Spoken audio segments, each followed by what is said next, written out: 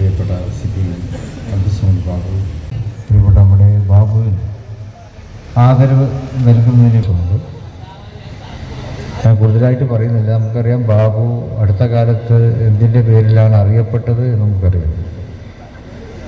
ബാബു തുടക്കം തൊട്ട് നമുക്കറിയാം, നമ്മുടെ മെയ്ദിനാജിൻ്റെ മോൻ എന്നുള്ള നിലക്ക് ഈ പ്രദേശത്ത് അറിയപ്പെടുകയും ഒരു പൊതുക്കാര്യ പ്രസക്തനായി പ്രവർത്തിക്കുകയും ചെയ്യുന്ന ഒരു ആളാണല്ലോ. എന്നാൽ മുസ്ലിം ലീഗ് പ്രസ്ഥാനത്തിൻ്റെ ജീവകാരുണ്യ പ്രവർത്തനം ഒടുവിലായി മുസ്ലിം ലീഗ് അഭിമാനത്തോടെ നമുക്ക് ചൂണ്ടിക്കാണിക്കുവാൻ കഴിയുന്ന അതിൻ്റെ ഒരു പ്രവർത്തനം എന്നുള്ളത് വയനാട് ദുരന്തം നടന്ന സന്ദർഭത്തിൽ മുസ്ലിം ലീഗ് ഏറ്റെടുത്ത ദുരിതാശ്വാസ പ്രവർത്തനങ്ങളാണ്. വയനാട് അവിടെ ഉരുൾപൊട്ടലുണ്ടായി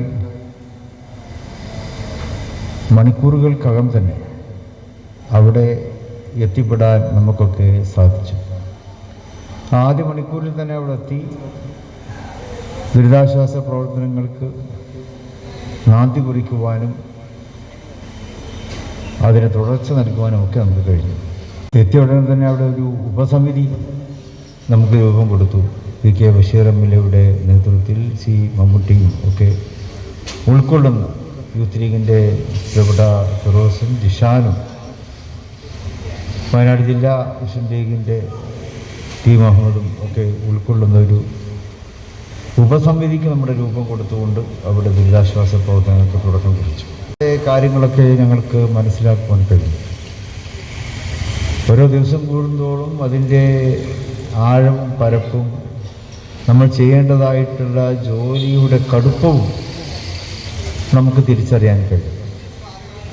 അങ്ങനെയാണ് അവിടുത്തെ എല്ലാം നഷ്ടപ്പെട്ട അവിടുത്തെ ആളുകൾക്ക് അവരെ നമുക്ക് നെഞ്ചോട് ചേർത്ത് നിർത്തണം എന്നൊരു ചിന്ത മുസ്ലിം ലീഗ് പാർട്ടിക്കുണ്ടായത്.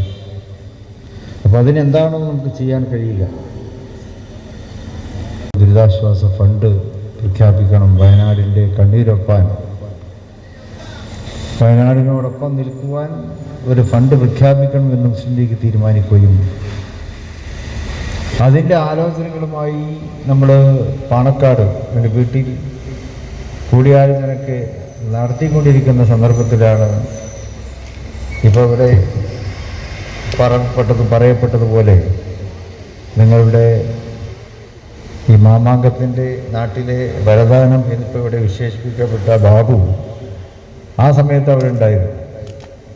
ബാബുവിൻ്റെ സ്വഭാവമൊക്കെ അറിയാലോ. അങ്ങനെ അവിടെ എവിടെ മാറിയിരിക്കുകയൊക്കെ ചെയ്യും, ആരോടൊന്നും മുണ്ടൊന്നുമില്ല, അവിടെ അങ്ങനെ മാറിയിരുന്നുണ്ട്. എന്നോട് പറഞ്ഞു,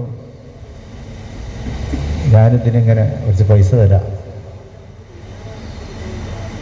അപ്പോൾ ഞാൻ പറഞ്ഞു, ആയിക്കോട്ടെ ബാബു, നമ്മൾ തീരുമാനിച്ചോട്ടെ പറഞ്ഞു ബാബുവിനോട്. പണ്ട് തീരുമാനിക്കണില്ല, അത് പണ്ട് വേണോ വേണ്ടോ എന്ന് തീരുമാനിക്കണില്ല. അപ്പം അതിന് മുമ്പ് തന്നെ ബാബു എന്നോട് പറയാണ്, എൻ്റെ അടുത്ത് കുറച്ച് പൈസ ഉണ്ട്, ഞാൻ തരാമെന്ന്. ഞാൻ പറഞ്ഞു, നിൽക്കട്ടെ, നമുക്ക് നോക്കാം, ഏതായാലും ബാബു പോയല്ലേ, അവിടെ തന്നെ നിൽക്കാം. ബാബുവിന് ചിലപ്പോൾ കുട്ടാ ചിലപ്പോൾ വേറെ ആയിരിക്കും കൊടുത്തോളല്ലോ. അപ്പോൾ ബാബുവിന് അവിടെ തന്നെ ഇരിക്കാൻ പറഞ്ഞു. അങ്ങനെ ഞങ്ങൾ ഫണ്ടിൻ്റെ ആ തീരുമാനം എടുത്തു. നമുക്ക് ഇപ്പം തന്നെ ഉദ്ഘാടനം ചെയ്യണം, ഉദ്ഘാടനം ചെയ്യാനുള്ള നല്ല ആൾ ഇവിടെ ഉണ്ട്. അപ്പോൾ ആളെ ഞാൻ ചൂണ്ടിക്കാണിച്ചപ്പോൾ എല്ലാവരും ഒന്ന് ആയിക്കോട്ടെ, വളരെ സന്തോഷം. എന്നാലും ബാബു അപ്പം തന്നെ ചെക്ക് ചെയ്ത് തരാണ് 50 ലക്ഷത്തിൻ്റെ, മാഷാ അല്ലാഹ്. അപ്പോൾ വയനാടിൻ്റെ ആ ദുരിതാശ്വാസ ഫണ്ടിൻ്റെ ആദ്യ ചെക്ക് പാർട്ടിക്ക് നൽകി. പാർട്ടിക്ക് അതൊരു വലിയ ആത്മവിശ്വാസം നൽകി എന്നുള്ളതാണ്. കാരണം നമുക്ക് ഫണ്ട് ഇപ്പോൾ എങ്ങനെ എത്രത്തോളം തിരിയൊന്നും നമുക്കറിയില്ലല്ലോ. ഫ്ലാഷ് ചെയ്യുവാൻ സാധിച്ചു, മീഡിയയിലൊക്കെ അത് വന്നു. പിന്നെ തുരുതുരാ ഫണ്ടിൻ്റെ ഒഴുക്കായിരുന്നു എന്ന് നിങ്ങൾക്കൊക്കെ അറിയാം.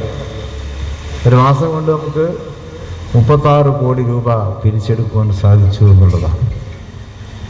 എൻ്റെ കൈനീട്ടം മോശമില്ല എന്നുള്ളത് അതിന് നമുക്ക് മനസ്സിലായില്ല. അള്ളാഹു നിലനിർത്തിമാരുടെയൊക്കെ കബറിടത്തിലേക്ക് അതിൻ്റെ പുണ്യത്തെ അള്ളാഹു എത്തിച്ചു കൊടുക്കുമാറാകട്ടെ എന്ന് പ്രാർത്ഥിക്കുന്നു.